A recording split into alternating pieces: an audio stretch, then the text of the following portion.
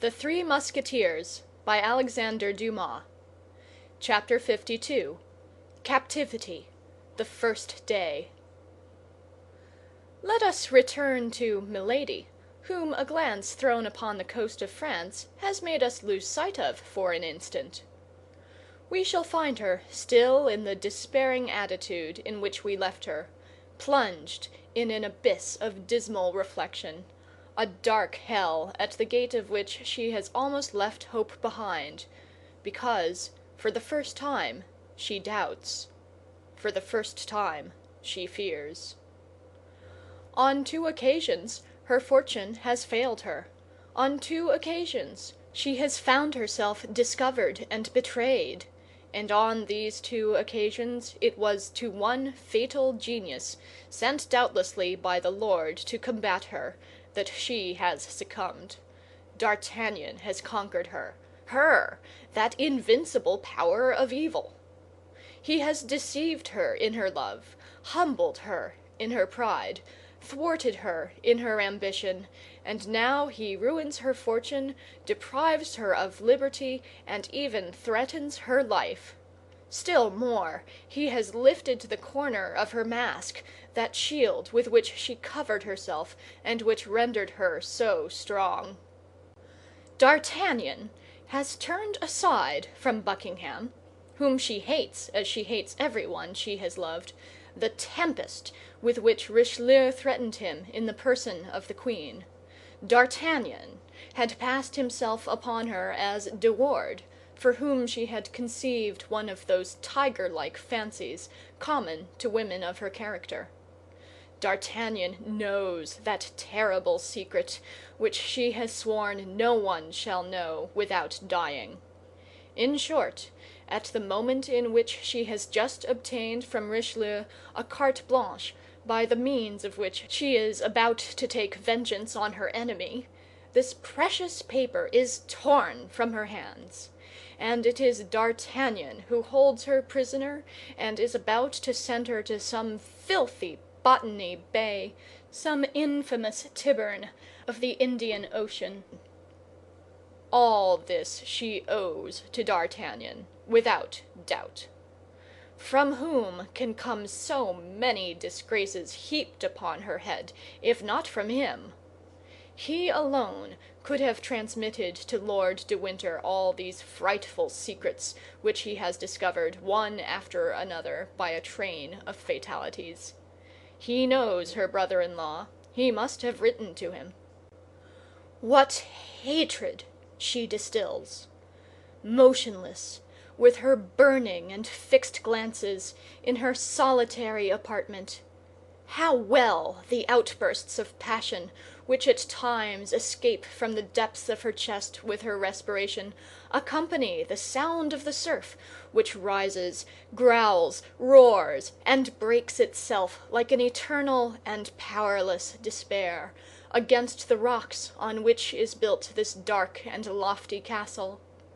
How many magnificent projects of vengeance she conceives by the light of the flashes which her tempestuous passion casts over her mind, against Madame Bonacieux, against Buckingham, but above all against D'Artagnan, projects lost in the distance of the future. Yes, but in order to avenge herself, she must be free. And to be free, a prisoner has to pierce a wall, detach bars, cut through a floor. All undertakings which a patient and strong man may accomplish, but before which the feverish irritations of a woman must give way. Besides, to do all this, time is necessary, months, years.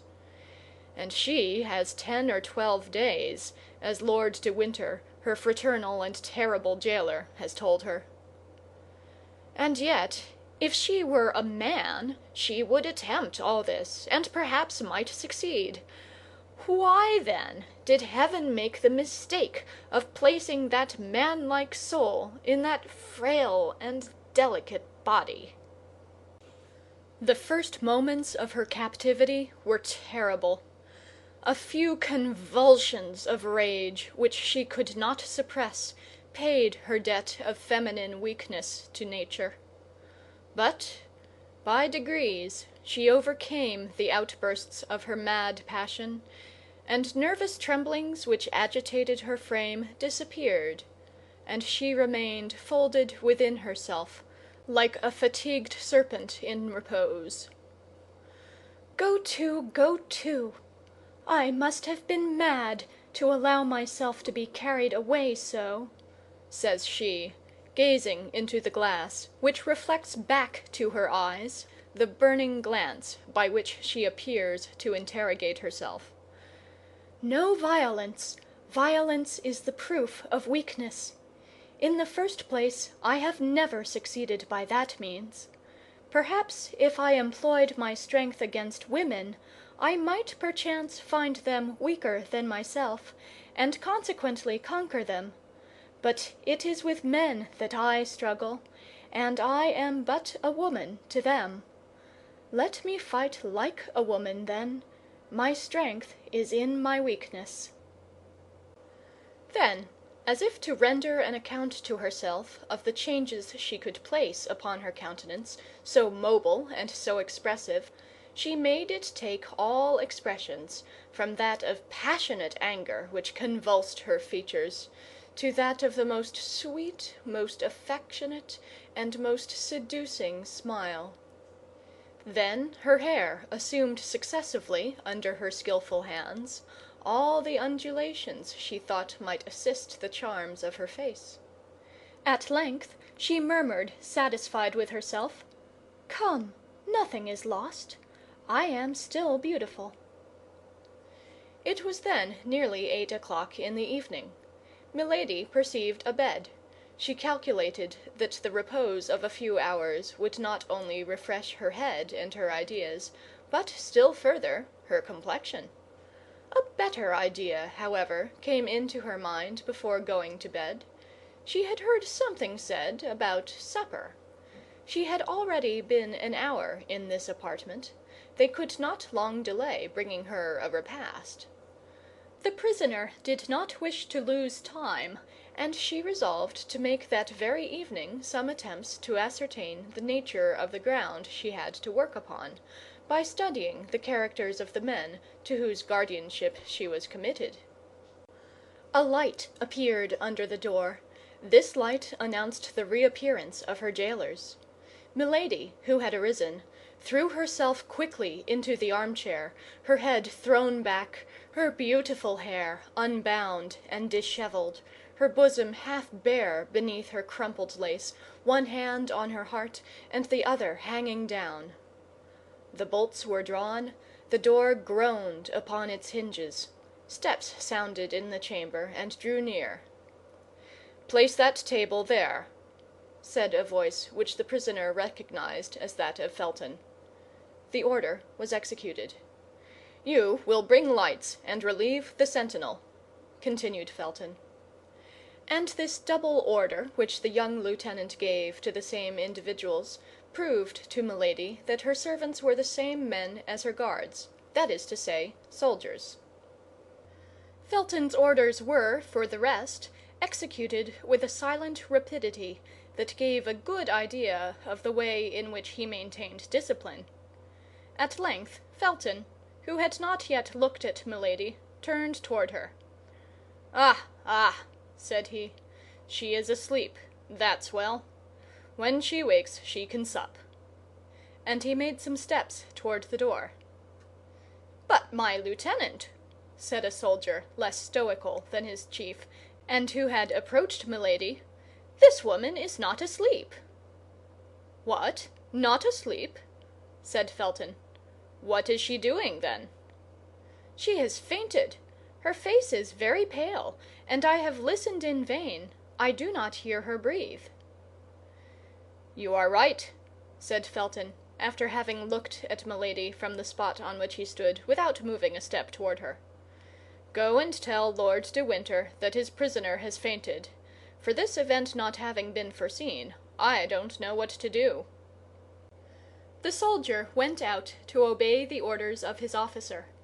Felton sat down upon an armchair which happened to be near the door, and waited without speaking a word, without making a gesture. Milady possessed that great art, so much studied by women, of looking through her long eyelashes without appearing to open the lids. She perceived Felton, who sat with his back toward her. She continued to look at him for nearly 10 minutes, and in these 10 minutes the immovable guardian never turned round once.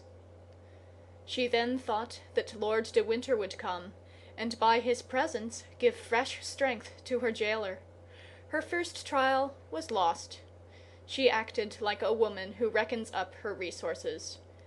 As a result, she raised her head, opened her eyes, and sighed deeply. At this sigh, Felton turned round. "Ah, you are awake, madam," he said. "Then I have nothing more to do here. If you want anything, you can ring." "Oh, my God, how I have suffered!" said Milady, in that harmonious voice which, like that of the ancient enchantresses, charmed all whom she wished to destroy. And she assumed, upon sitting up in the armchair, a still more graceful and abandoned position than when she reclined. Felton arose. "You will be served thus, madame, 3 times a day," said he.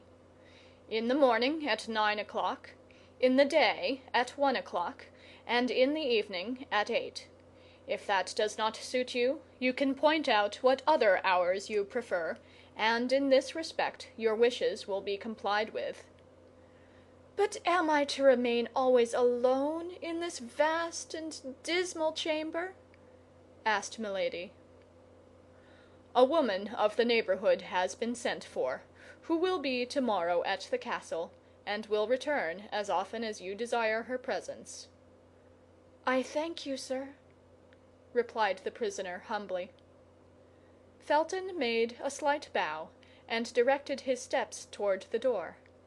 At the moment he was about to go out, Lord de Winter appeared in the corridor, followed by the soldier who had been sent to inform him of the swoon of Milady.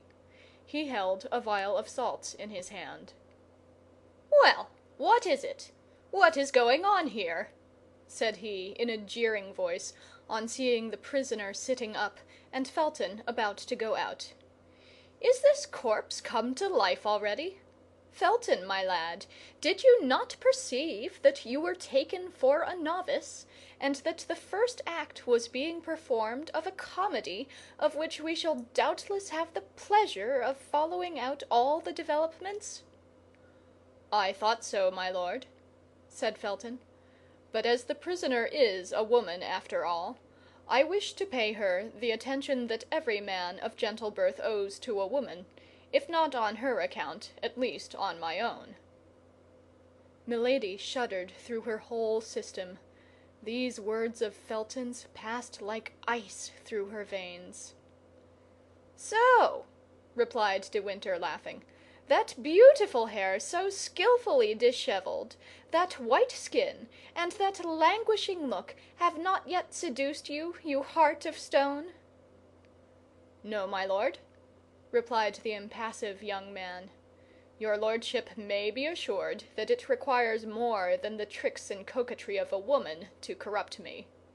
"In that case, my brave lieutenant, let us leave Milady to find out something else and go to supper.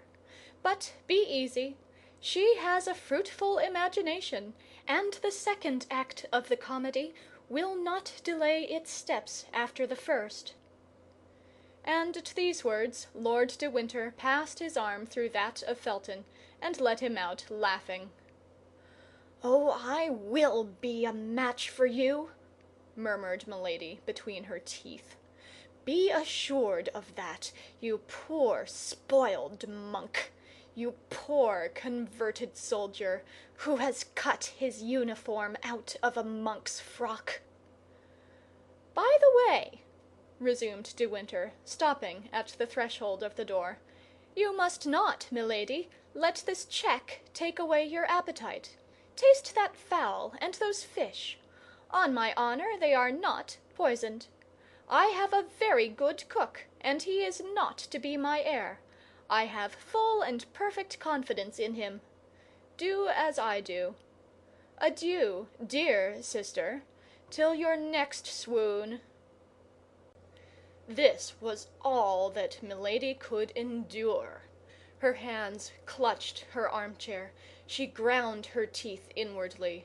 Her eyes followed the motion of the door as it closed behind Lord de Winter and Felton; and the moment she was alone, a fresh fit of despair seized her.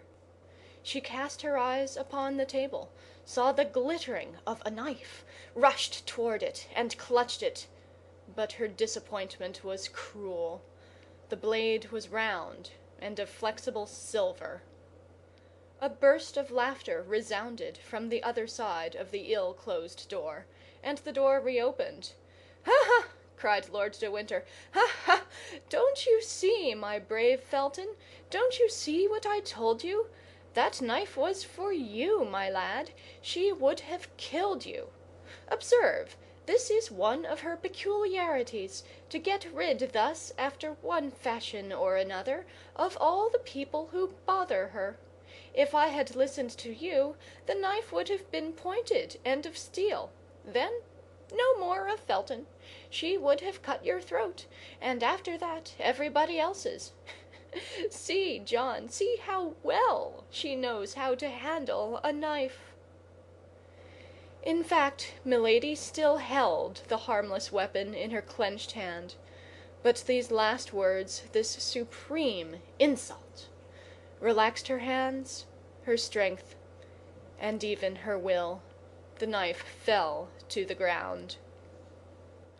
"You were right, my lord," said Felton, with a tone of profound disgust, which sounded to the very bottom of the heart of Milady. "You were right, my lord, and I was wrong." And both again left the room. But this time Milady lent a more attentive ear than the first, and she heard their steps die away in the distance of the corridor. "I am lost," murmured she. "I am lost. I am in the power of men upon whom I can have no more influence than upon statues of bronze or granite. They know me by heart, and are steeled against all my weapons. It is, however, impossible that this should end as they have decreed." In fact, as this last reflection indicated, this instinctive return to hope, sentiments of weakness or fear did not dwell long in her ardent spirit. Milady sat down to table, ate from several dishes, drank a little Spanish wine, and felt all her resolution return. Before she went to bed, she had pondered, analyzed, turned on all sides, examined on all points, the words, the steps, the gestures, the signs, and even the silence of her interlocutors; and of this profound, skillful, and anxious study, the result was that Felton, everything considered, appeared the more vulnerable of her two persecutors. One expression above all recurred to the mind of the prisoner. "If I had listened to you," Lord de Winter had said to Felton. Felton, then, had spoken in her favor, since Lord de Winter had not been willing to listen to him. "Weak or strong," repeated Milady, "that man has, then, a spark of pity in his soul. Of that spark I will make a flame that shall devour him. As to the other, he knows me, he fears me, and knows what he has to expect of me if ever I escape from his hands. It is useless, then, to attempt anything with him. But Felton, that's another thing. He is a young, ingenuous, pure man who seems virtuous. Him there are means of destroying." and Milady went to bed and fell asleep with a smile upon her lips. Anyone who had seen her sleeping might have said she was a young girl dreaming of the crown of flowers she was to wear on her brow at the next festival. End of Chapter 52 of The Three Musketeers.